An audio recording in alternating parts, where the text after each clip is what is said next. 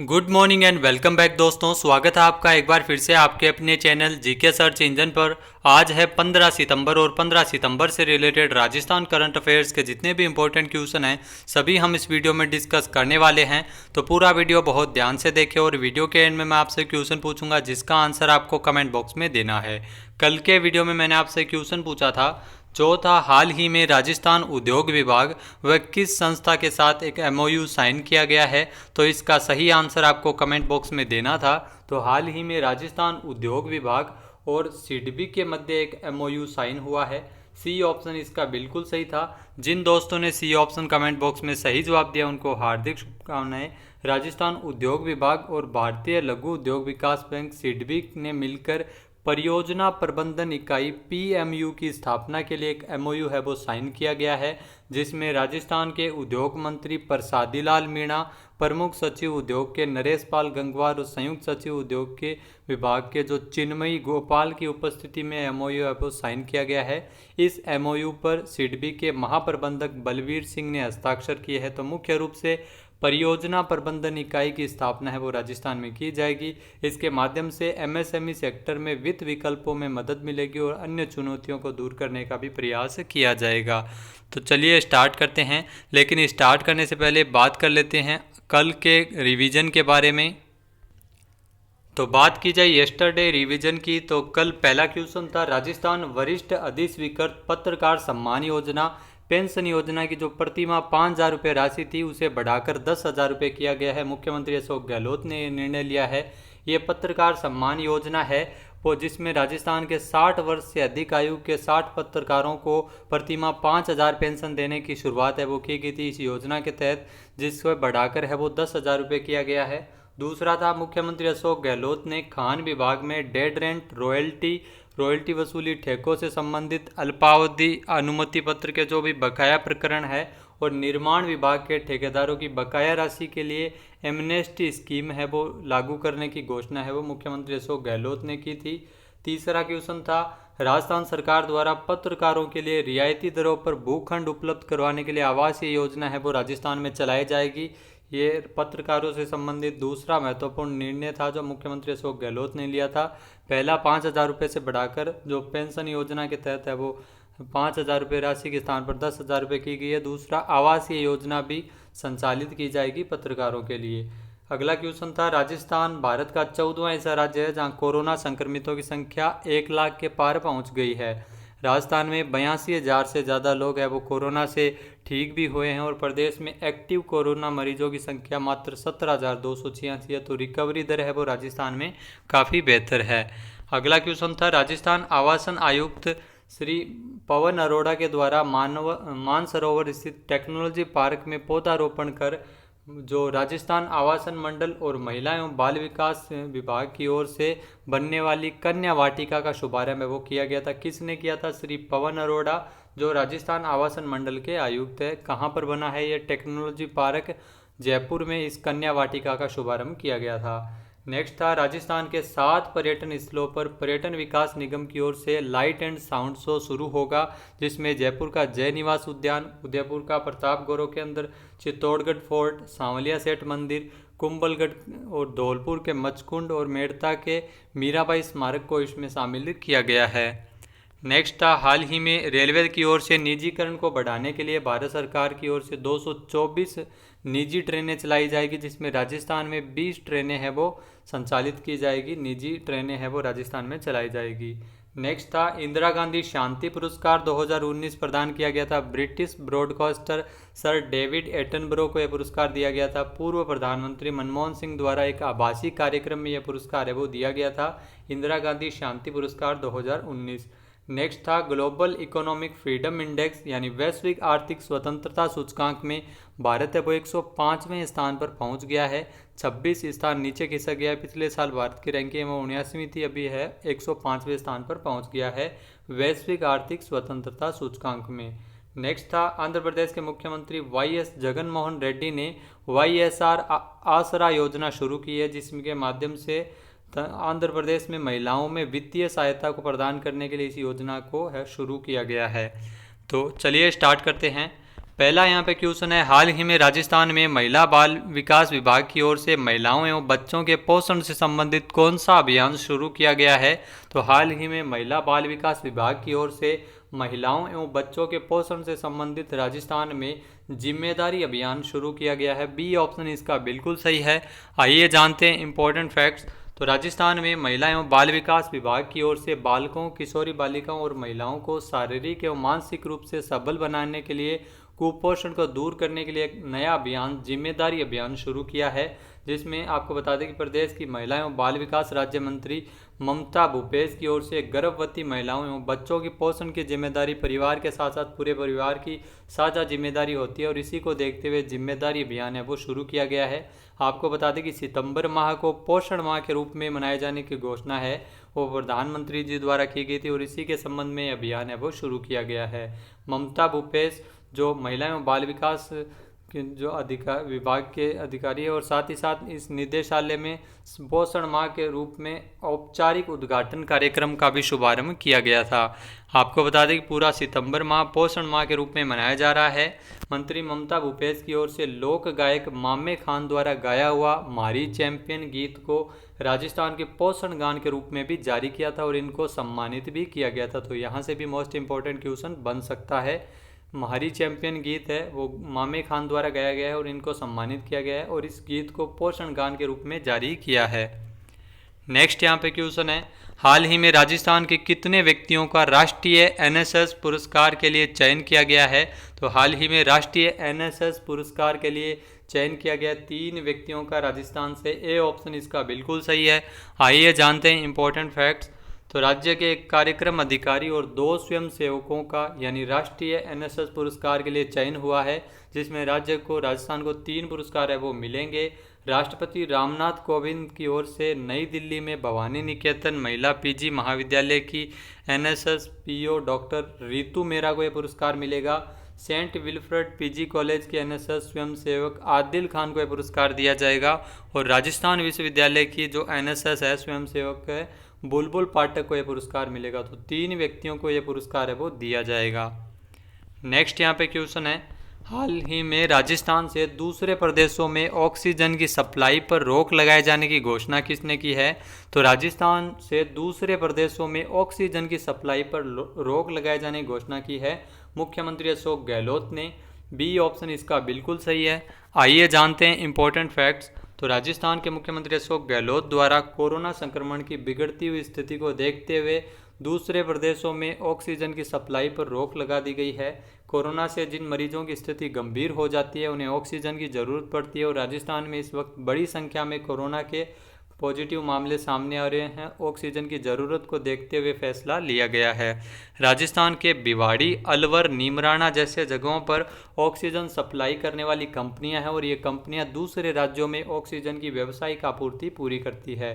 राजस्थान सरकार की ओर से आदेश जारी किया गया है जिसमें ऑक्सीजन राज्य के बाहर भेजने पर रोक लगा दी गई है।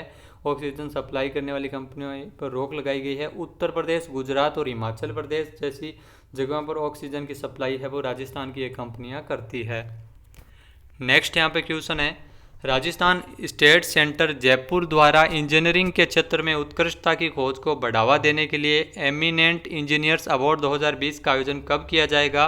तो एमिनेंट इंजीनियर्स अवार्ड 2020 का आयोजन है वो 15 सितंबर को किया जाएगा। बी ऑप्शन इसका बिल्कुल सही है। आज इसका आयोजन किया जाएगा। आइए जानते हैं इंपॉर्टेंट फैक्ट्स। तो राजस्थान स्टेट सेंटर जयपुर की ओर से इंजीनियरिंग के क्षेत्र में उत्कृष्ट योगदान के लिए इंजीनियर्स दिवस के अवसर पर 15 सितंबर को एमिनेंट इंजीनियर्स अवार्ड 2020 का आयोजन है वो किया जा रहा है।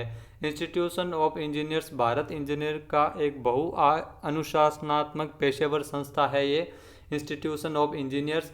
इस कार्यक्रम की ओर से आपको बता दें कि राजस्थान स्टेट सेंटर की ओर से पुरस्कार वितरित किए जाएंगे। जो राज्यपाल कलराज मिश्र की उपस्थिति में ये समारोह है वो आयोजन किया जाएगा। अवार्ड कार्यक्रम का जो मुख्य उद्देश्य है वो इंजीनियरिंग अनुसंधान, इंजीनियरिंग प्रौद्योगिकी विकास में इंजीनियरों द्वारा किए गए उत्कृष्ट उपलब्धियों के लिए पुरस्कार दिया जाएगा। इस कार्यक्रम में 10 व्यक्तियों, 3 उद्योगों और 2 स्टार्टअप सहित 1 विश्वविद्यालय और 1 संस्थान कुल 17 को सम्मानित किया जाएगा। इस पुरस्कार को देश भर से नामांकन प्राप्त करने के बाद अंतिम रूप दिया गया है। डॉक्टर रवि कुमार गोयल की अध्यक्षता में इन नामों की घोषणा की गई है। हर साल 15 सितंबर को अभियंता दिवस इंजीनियर्स डे मनाया जाता है।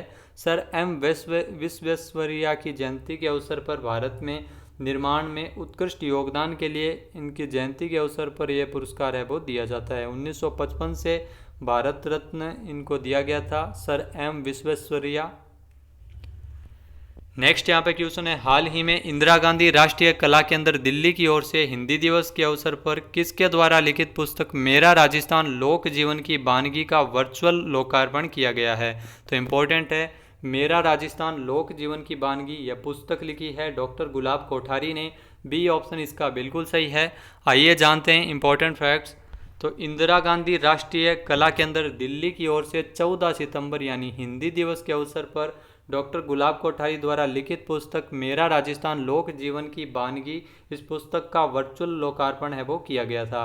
गुलाब कोठारी जो पत्रिका समूह के प्रधान संपादक है, हाल ही में पत्रिका समूह की ओर से निर्मित पत्रिका गेट का जयपुर में लोकार्पण नरेंद्र मोदी जी द्वारा किया गया था।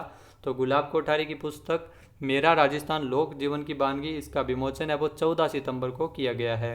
इसमें आपको बता दें कि कार्यक्रम के दौरान मुख्य अतिथि राज्यपाल कलराज मिश्र उपस्थित थे और जो प्रख्यात लेखिका मृदुला सिन्हा भी जुड़ी हुई थी। इसकी अध्यक्षता इंदिरा गांधी राष्ट्रीय कला केंद्र के अध्यक्ष राम बहादुर राय के द्वारा की गई थी। पुस्तक है मेरा राजस्थान लोक जीवन की वानगी और लिखी है डॉक्टर गुलाब कोठारी ने। नेक्स्ट यहाँ पे क्वेश्चन है, हाल ही में राजस्थान में नए उद्योगों को बढ़ावा देने के लिए किसकी अध्यक्षता में बोर्ड ऑफ इन्वेस्टमेंट का गठन किया गया है? तो राजस्थान में नए उद्योगों को बढ़ावा देने के लिए बोर्ड ऑफ इन्वेस्टमेंट का गठन किया गया मुख्यमंत्री अशोक गहलोत की अध्यक्षता में। बी ऑप्शन इसका बिल्कुल सही है। आइए जानते हैं इंपॉर्टेंट फैक्ट्स। तो मुख्यमंत्री अशोक गहलोत की अध्यक्षता में बोर्ड ऑफ इन्वेस्टमेंट का गठन किया गया है। वन स्टॉप शॉप प्रणाली बनाने के लिए इसका गठन किया गया है। राजस्थान में नए उद्योगों को बढ़ावा देने के लिए सिंगल विंडो एक्ट की बजाय वन स्टॉप शॉप प्रणाली विकसित की गई है, जहां उद्योगों के लिए सभी अनुमति है वो पहले एक जगह के मिल सकती थी। 2011 में सिंगल विंडो एक्ट शुरू किया गया था, उसके स्थान पर वन स्टॉप शॉप प्रणाली है वो राजस्थान में लागू की गई है। नेक्स्ट यहाँ पे क्वेश्चन है, राजस्थान के कितने जिलों में औषधीय नियंत्रण प्रयोगशालाएं स्थापित की जाएगी? तो राजस्थान के 3 जिलों में औषधीय नियंत्रण प्रयोगशाला स्थापित की जाएगी। बी ऑप्शन इसका बिल्कुल सही है। आइए जानते हैं इंपॉर्टेंट फैक्ट्स। तो राजस्थान के 3 जिलों जिसमें उदयपुर, जोधपुर, बीकानेर शामिल है, औषधीय नियंत्रण प्रयोगशालाएं स्थापित की जाएगी। इसकी घोषणा है वो राजस्थान के चिकित्सा मंत्री डॉक्टर रघु शर्मा द्वारा की गई थी। साल 2018 के बजट में 14 करोड़ रुपये है वो इसकी घोषणा हुई थी औषधीय नियंत्रण प्रयोगशाला के लिए, लेकिन इसके बाद सरकार बदल गई और वर्तमान सरकार की ओर से 26 मार्च 2019 को इसकी वित्तीय स्वीकृति जारी की गई थी। नेक्स्ट यहाँ पे क्वेश्चन है, हाल ही में भारत में हिंदी दिवस कब मनाया गया? इंपॉर्टेंट है, भारत में हिंदी दिवस कब मनाया गया है? तो हाल ही में भारत में हिंदी दिवस 14 सितंबर को मनाया गया है। सी ऑप्शन इसका बिल्कुल सही है। आइए जानते हैं इंपॉर्टेंट फैक्ट्स। तो भारत में हिंदी दिवस 14 सितंबर 2020 को मनाया गया है। पहली बार हिंदी दिवस मनाने का फैसला 1952 में किया गया था। 14 सितंबर 1949 को संविधान सभा की ओर से हिंदी को राजभाषा के लिए चुना गया है। तो ये डेट काफ़ी इंपॉर्टेंट है, हिंदी को राजभाषा को चुना गया है 14 सितंबर 1949 को। इसी अवसर पर 14 सितंबर को हिंदी दिवस मनाया जाता है। इस दिन गृह मंत्रालय की ओर से राजभाषा विभाग की ओर से हिंदी दिवस समारोह आयोजित किया जाता है। कोरोना वायरस के चलते इस साल ये समारोह नहीं आयोजित हुआ। इस दिन राजभाषा विभाग की तरफ से केंद्र सरकार के कार्यालयों, मंत्रालयों एवं उपक्रमों एवं बैंकों आदि में उत्कृष्ट कार्य करने के लिए राजभाषा कीर्ति और राजभाषा गौरव पुरस्कार है वो प्रदान किए जाते हैं। दुनिया भर के 176 से ज़्यादा विश्वविद्यालयों में हिंदी एक विषय के तौर पर पढ़ाई जाती है। हिंदी की लोकप्रियता को देखते हुए 10 जनवरी को विश्व हिंदी दिवस मनाया गया था। यहाँ इंपॉर्टेंट है, 10 जनवरी को विश्व हिंदी दिवस मनाया जाता है, तभी कहा था 14 सितंबर को भारत में हिंदी दिवस मनाया गया है। अंग्रेजी, स्पेनिश, चीनी भाषा के बाद हिंदी दुनिया में सबसे ज़्यादा बोले जाने वाली भाषा है। नेक्स्ट यहाँ पे क्वेश्चन है, हाल ही में किस टेनिस खिलाड़ी ने महिला वर्ग में यूएस ओपन 2020 का खिताब जीता है? तो हाल ही में टेनिस खिलाड़ी नाओमी ओसाका ने महिला वर्ग में यूएस ओपन 2020 का खिताब जीता है। बी ऑप्शन इसका बिल्कुल सही है। आइए जानते हैं इंपॉर्टेंट फैक्ट्स। तो जापान की टेनिस खिलाड़ी नाओमी ओसाका यूएस ओपन 2020 है वो जीत चुकी है। इम्पोर्टेंट यहाँ पे ये है कि नाओमी ओसाका है वो जापान से है और यूएस ओपन जीता है। इन्होंने किसे हराया है? बेलारूस की विक्टोरिया अजारेंका को इन्होंने हराया है यूएस ओपन में। 22 वर्षीय खिलाड़ी नाओमी ओसाका का ये दूसरा यूएस ओपन खिताब है और इसके साथ साथ ये 3 ग्रैंड स्लैम जीतने वाली पहली एशियाई महिला बन चुकी है। टेनिस से संबंधित यूएस ओपन 31 अगस्त 2020 से लेकर 13 सितंबर तक न्यूयॉर्क में खेला गया था। तो जापान की नाओमी ओसाका है वो यूएस ओपन 2020 जीती है। वहीं पुरुष वर्ग की बात की जाए तो ऑस्ट्रिया के डोमिनिक थियम है ये पुरस्कार जीता है यूएस ओपन 2020 अवार्ड है। आपको बता दें कि ये प्रतियोगिता जीती है। और जर्मनी के एलेक्जेंडर ज्वेरेव को इन्होंने हराया है। किसे हराया है ये भी ध्यान रखना है, जर्मनी के एलेक्जेंडर ज्वेरेव को हराया है ऑस्ट्रिया के जो डोमिनिक थियम है। ये ऑस्ट्रिया से है और इन्होंने पुरुष वर्ग में जीता है। महिला वर्ग में नाओमी ओसाका ने जीता है। तो डोमिनिक थियम का ये पहला ग्रैंड स्लैम है। नेक्स्ट यहाँ पे क्वेश्चन है, हाल ही में 12 सितंबर 2020 को आयोजित G20 कृषि और जल मंत्रियों की आभासी बैठक में भारत का प्रतिनिधित्व किसने किया? तो 12 सितंबर को आयोजित हुई G20 की कृषि और जल मंत्रियों की एक आभासी बैठक थी जिसमें भारत का प्रतिनिधित्व किया था गजेंद्र सिंह शेखावत और पुरुषोत्तम रूपाला ने। सी ऑप्शन इसका बिल्कुल सही है, उपरोक्त दोनों। आइए जानते हैं इंपॉर्टेंट फैक्ट्स। तो 12 सितंबर 2020 को G20 कृषि और जल मंत्रियों की एक आभासी बैठक आयोजित हुई थी जिसमें जल शक्ति मंत्री गजेंद्र सिंह शेखावत और कृषि एवं किसान कल्याण राज्य मंत्री पुरुषोत्तम रूपाला इस बैठक में उपस्थित थे। इस बैठक के दौरान जल शक्ति मंत्री की ओर से G20 द्वारा निर्धारित उद्देश्यों लक्ष्यों के प्रति भारत की प्रतिबद्धता का मंच प्रदान करने का आश्वासन दिया गया था। भारत की ओर से जो कदम उठाए गए हैं कृषि से संबंधित और उनके बारे में चर्चा की गई थी। G20 20 देशों यानी 19 देश और एक यूरोपीय संघ का समूह है जिसकी बैठक हर साल अलग अलग देशों में आयोजित की जाती है। बात कर लेते हैं आज के हमारे क्विज की। तो आज का हमारा क्विज है, हाल ही में राजस्थान वरिष्ठ अधिस्वीकृत पत्रकार सम्मान योजना यानी पेंशन योजना की प्रतिमाह राशि 5,000 रुपये के स्थान पर बढ़ाकर कितनी की गई है? एक बार फिर से सुनिएगा, पत्रकार सम्मान योजना इसके तहत राजस्थान में जो पत्रकारों को प्रतिमाह पेंशन राशि 5,000 रुपये मिलती थी उसे बढ़ाकर कितना किया गया है? इसका सही आंसर आपको कमेंट बॉक्स में देना है। और अगर ये वीडियो आपको पसंद आए तो इसको लाइक और शेयर करना नहीं भूलें। साथ ही साथ हमारे चैनल को भी जरूर सब्सक्राइब करें। इस वीडियो की PDF फाइल आप वीडियो के डिस्क्रिप्शन बॉक्स से डाउनलोड कर सकते हैं और इस क्वेश्चन का आंसर आप वोट करके भी कर सकते हैं। वीडियो कैसा लगा कमेंट बॉक्स में ज़रूर बताएं। वीडियो को ज़्यादा से ज़्यादा शेयर करें, लाइक करें। वीडियो देखने के लिए धन्यवाद। जय हिंद, जय भारत, जय राजस्थान।